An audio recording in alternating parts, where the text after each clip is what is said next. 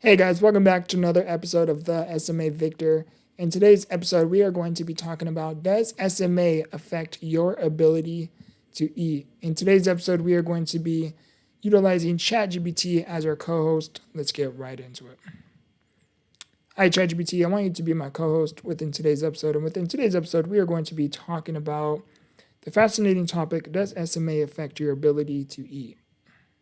Absolutely, Victor. I'd be happy to jump in as your co-host. So today we're diving into how spinal muscular atrophy can impact someone's ability to eat. It's a really important and sometimes overlooked part of living with SMA. Let's break it down and explore what that means for folks in the community. Absolutely. So it says, yes, spinal muscular atrophy, SMA, significantly affects the ability to eat by weakening muscles needed for chewing, swallowing, and managing secretins, leading to risk of choking, malnutrition, fatigue, and slow eating, with difficulties varying by SMA type, but presents in all forms. People with SMA often struggle with solid foods, require dietary modifications, and sometimes need feeding tubes to ensure adequate nutrition and hydration. Notes by my SMA team.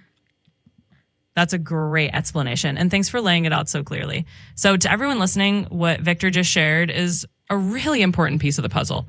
Essentially, SMA can make eating a lot more challenging because the muscles involved in chewing and swallowing just aren't as strong. That can mean meals take longer, certain foods might be harder to handle, and sometimes special diets or feeding support is needed to keep nutrition on track. And I think it's really valuable to talk about this because it highlights those day-to-day realities that people with SMA navigate. So we'll dive into some practical tips, ways the community adapts, and how families and individuals can manage these challenges. Let's get into it.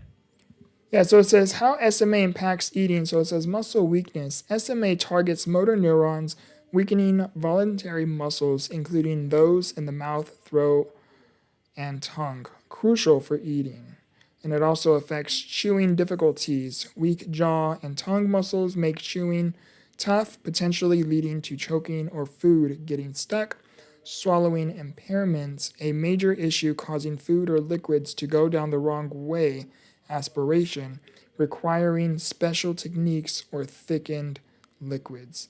Fatigue, meals can be long and tiring due to muscle weakness. Secretions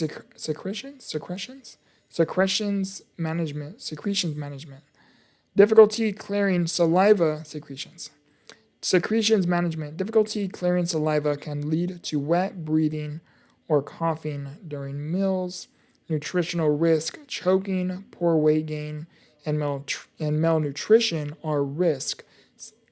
And it definitely affects your breathing. For me personally, who has SMA type 2, and SMA is progressive, so I am very familiar with being able to do one thing one day to the next not being able to do it, or having the following day having that ability to slowly slipping away. Is, for example, I used to be able to eat like red meats, like a steak, for example, a ribeye, and now I'm at the point where my disability has gotten to a certain point where even if we chop it up really small, I can still choose red meats. It's just becoming a little bit more difficult to swallow the red meats. So if I'm, say, at like a restaurant and there's only two choices and one of them is chicken or steak, I would rather go with chicken just because it's much more easier to chew and swallow. That's just to kind of give you a little bit of an idea from my own personal story. Absolutely. And thank you for sharing that personal insight, Victor. It really does help paint a picture for everyone listening. It's one thing to talk about the theory of it, like muscle weakness and swallowing difficulties, but hearing your real world example of choosing chicken over steak because it's just easier to manage is so relatable and really drives the point home. And I think that's exactly what makes conversations like this so valuable. It's not just about the clinical side of SMA, but about these everyday decisions and adjustments that people make. So hopefully this gives our listeners a clearer picture of how SMA can shape something as fundamental as eating.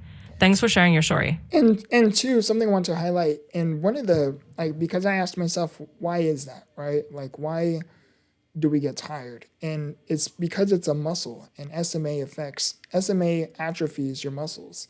So, as time progresses, your muscles slowly start to weaken, and your jaw muscles, when you chew, when you talk, me talking, I'm utilizing, my jaw muscles, you know what I mean? So, over time, it's going to become a little bit more difficult to communicate. It's going to be more difficult to open my mouth. It's going to be much more difficult to eat. And at least where I currently am with my SMA. Now, in the future, there could be a significant medical treatment breakthrough where it changes all of those things, right? So I like to be optimistic and think, and I like to have that mindset as well. Well, although, Victor, this is a possibility for you, and it is highly likely, it is also possible, that there could be some form of another medical treatment breakthrough that can benefit you, where, you are able to chew those red meats again, or you are still able to eat without seeing much more significant progression. Absolutely. And that's a really powerful mindset to have, Victor. I think you're spot on. Understanding that as SMA progresses, those muscles you use every day, like for talking or chewing, do get weaker. And that can be tiring and challenging. But like you said, holding on to that hope is so important. The field of SMA treatment is always evolving. And who knows what breakthroughs the future might hold. So I really appreciate you sharing that perspective. It's a mix of being realistic about the challenges, but also staying optimistic about the possibilities. And that's a message I think a lot of people can resonate with. Thanks for bringing that hopeful angle into the conversation. And two, I also want to mention as well that, we are currently working on medical treatment breakthroughs where within the next few years, there could be a potential cure. Now, that's a really big stretch. I'm not saying it's impossible, but we are working on a medication called CRISPR. You can look it up. I made an episode talking about it. It was a very great episode. And it's literally not a treatment, but like a legitimate cure where it could potentially cure the root cause of SMA, where it could put a halt to SMA. A cure, not a treatment like Spinraza or Evrysdi or Zolgensma. No, an actual cure. So stuff like that does keep me optimistic, especially with the way medicine is advancing, the way technology is advancing, and the way we are just headed with the current routes within the SMA community. So it says, challenges by SMA type. Type 1, severe feeding, swallowing problems from infancy, often needing support for feeding and breathing. So type 1, it's severe feeding and swallowing problems from infancy.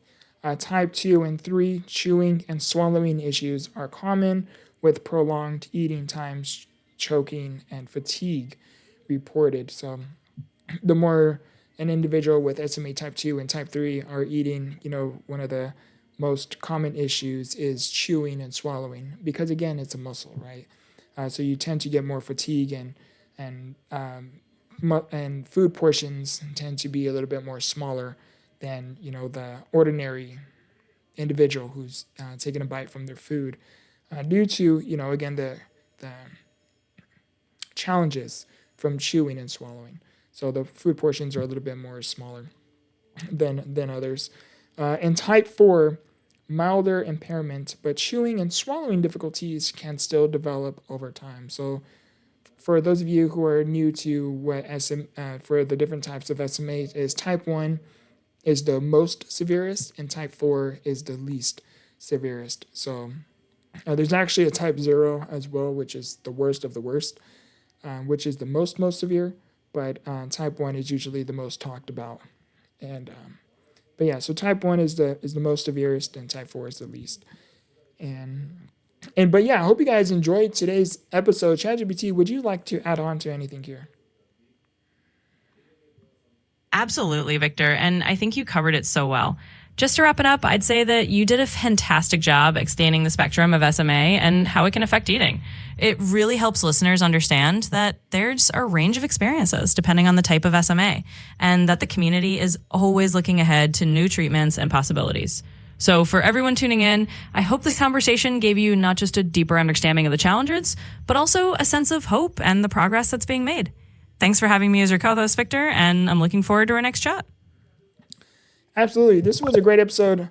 I had this in my notes to talk about, does SMA affect your ability to eat? And I wanted to make a video talking about it. Excuse me. And this, I also want to mention in this video is, does SMA affect your ability to eat? So yes, in this episode we talked about chewing habits, right? But I also want to mention, does SMA affect your ability to eat? For example, like recently, I've been off and on with my respiratory since like the end of October, right? Yeah, since around like Thanksgiving. Since around the end, no, like 2 weeks before Thanksgiving, excuse me. Like the week of Thanksgiving, that's what it was.